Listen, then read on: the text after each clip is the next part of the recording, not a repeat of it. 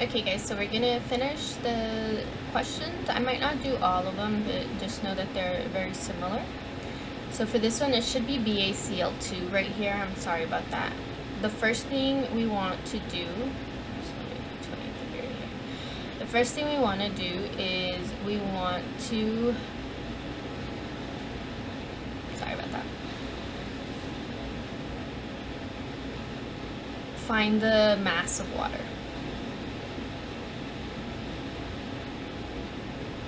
And we do this by taking our total mass of our barium chloride and water, or our hydrate, minus what was left over after heating. So we have 1.951 grams minus 1.864 grams, and that gives us 0.0087 grams.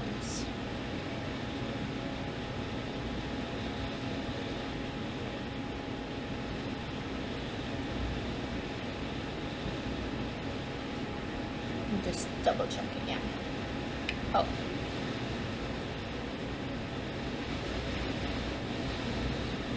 Just 0.087 grams of water. Next, what we're going to do is we're going to find the moles of water.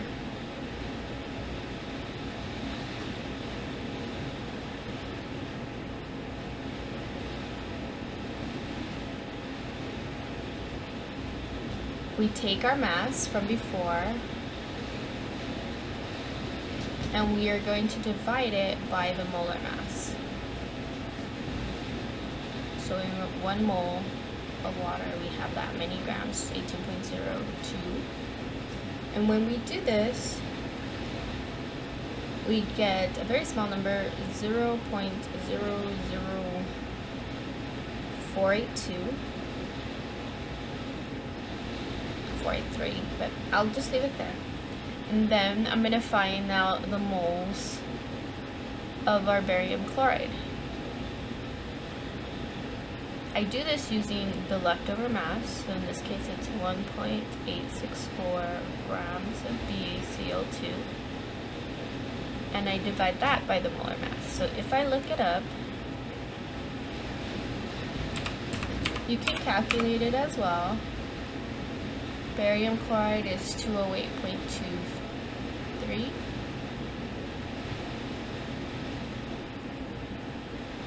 That's 1 mole.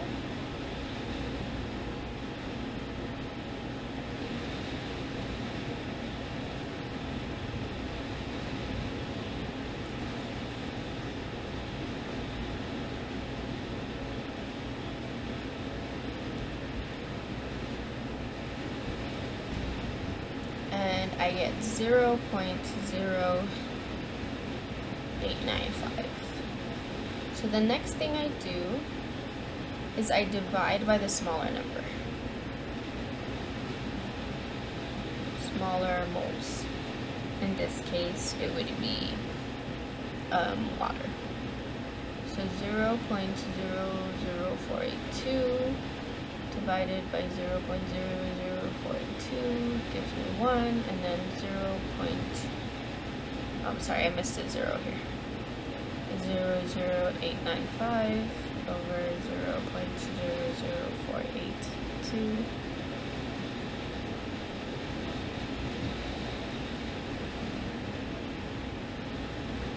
And that gives us 1.86, which is about 2. So N in this case will equal 2.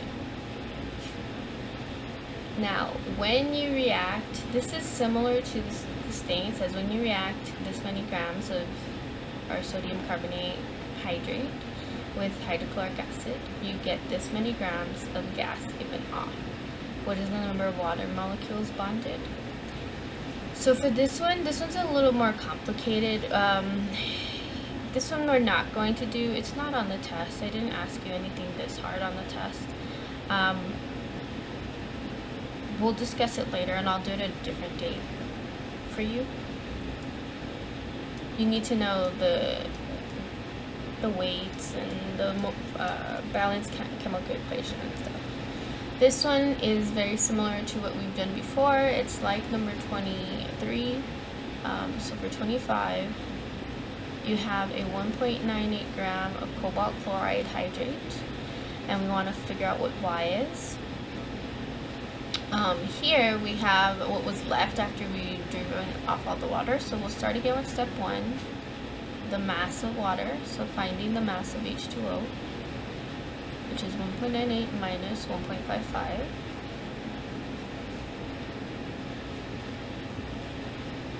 And that gives us 0.43 grams of water.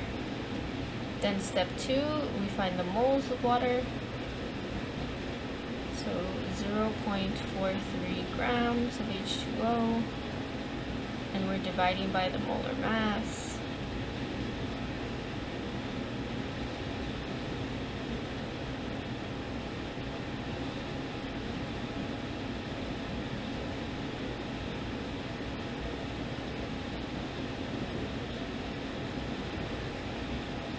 Gives us 0.024 moles.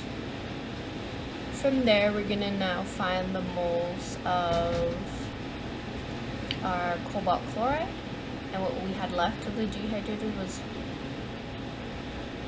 1.55 grams. So 1.55 grams.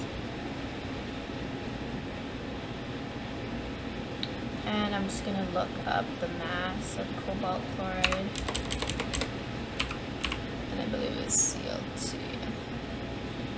Oh.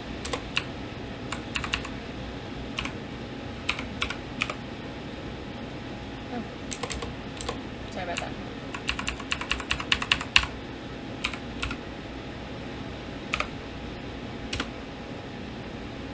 $129.84.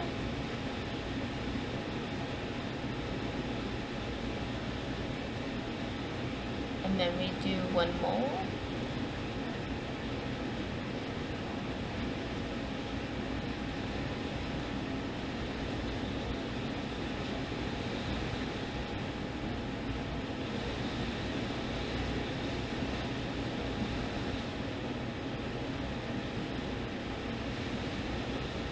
And I get 0.012.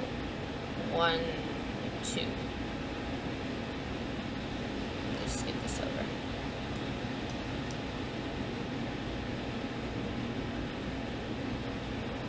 And now I divide by the smaller number. So my smaller moles. So this is the smaller one. I would take 0.024 moles over 0.012, and that gives me 2. So in this case, our Y would equal 2. Okay, and then the second question asks, how can you make sure that all the water hydration has been removed? You can reheat, cool, and weigh until mass is constant.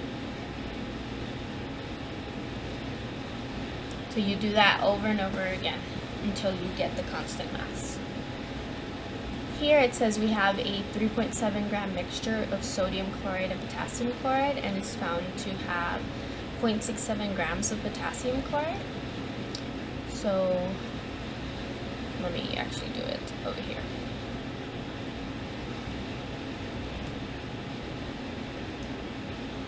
What we do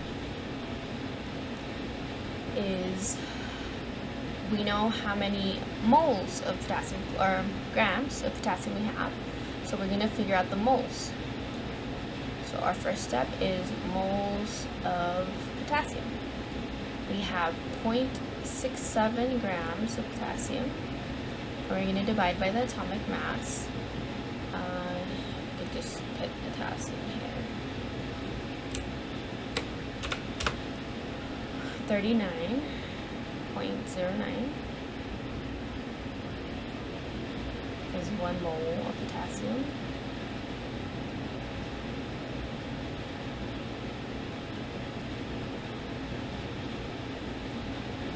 Okay, so our potassium grams cancel and we're left with moles.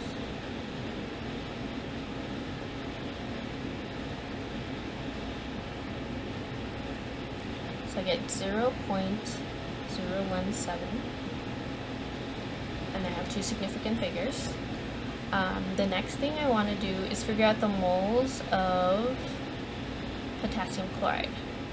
So for every 1 mole of potassium in my potassium chloride, I have 1 mole of potassium chloride.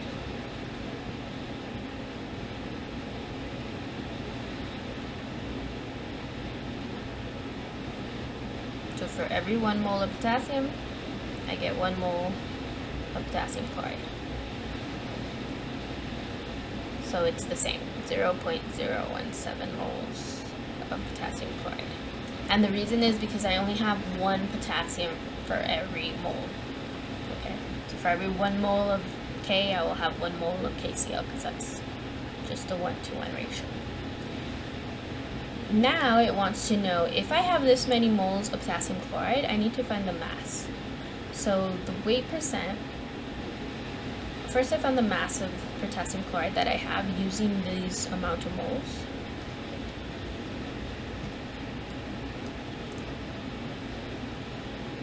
So I have 0.017 moles of potassium chloride, and I'm going to multiply by the molar mass.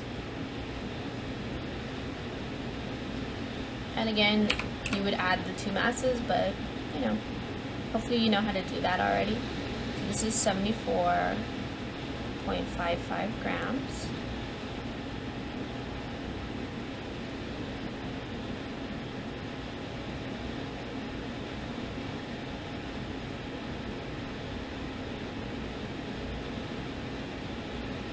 And I get 1.267. In this case, I only need 2, so 1.3 grams. So I would take my original mass, which is, if you look at here, is 3.7 grams. So for 4, to get the weight percent of KCl, I would take the mass of KCl divided by the total mass times 100. So I had 1.3 grams of KCl. My total mass was 3.7 times 100.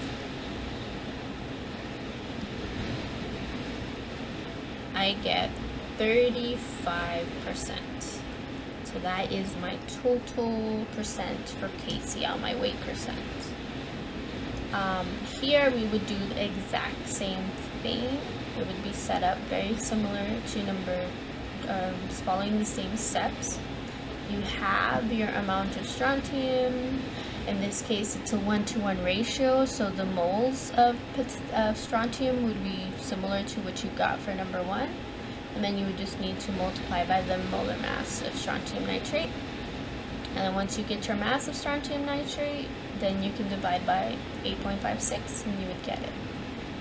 Now this one, a student analyzes a 2-gram sample of mixture of copper and aluminum by reacting it with this.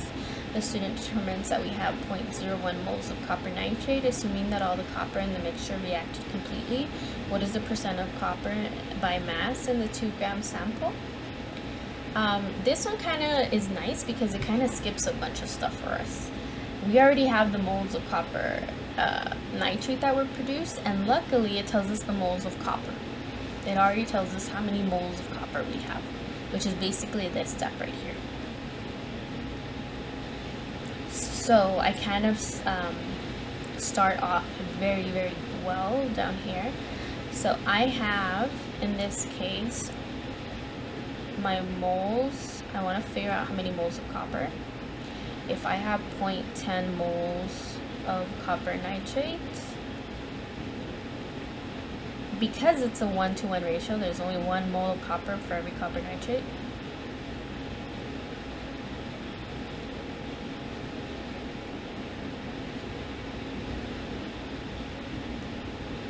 have the same amount of moles.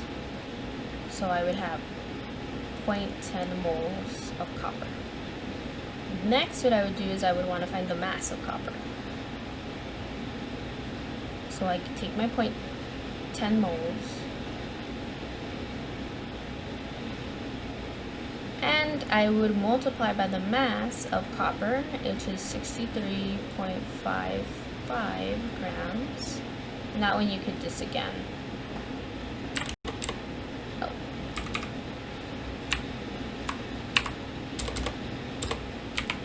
Just look it up.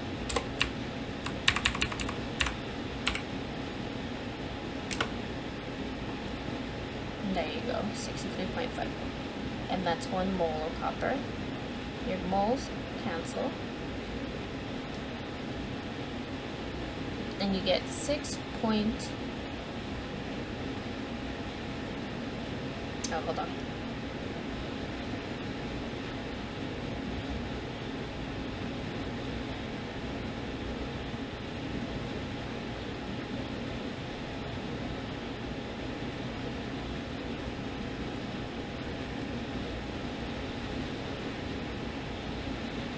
.355 grams. Oh, this doesn't make sense. So it's more than our original sample, so something must have been off. I think what I did here is should have done 0.01 instead of the 0.1. So this is off, my bad. I forgot to put the extra 0, because it shouldn't have given you that high of a number.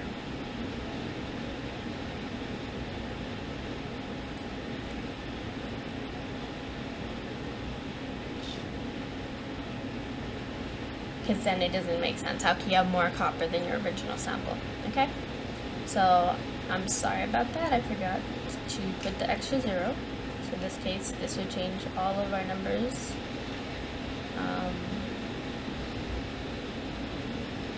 We can erase this one.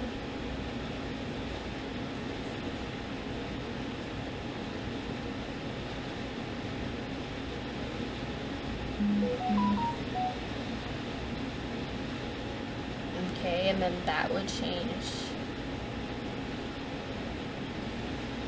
this one. And then now we get 0.6355 or 0.64. And then now we could do number 3. So then we would have our percent composition of copper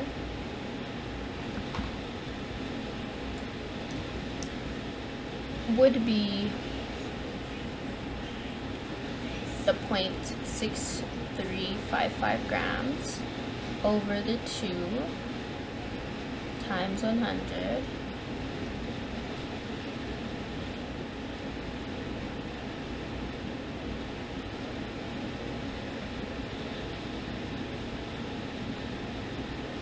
and we would get 31.8%. But in this case, since we've only had 2, we're only supposed to be actually using 3 significant figures. No, 2, because of the 0.010. So it would be 32%. Okay? And that is how you would figure out that one. And there you go. Okay, well, I hope this explains it. If you have any questions, let me know. I'm sorry about the mix-ups.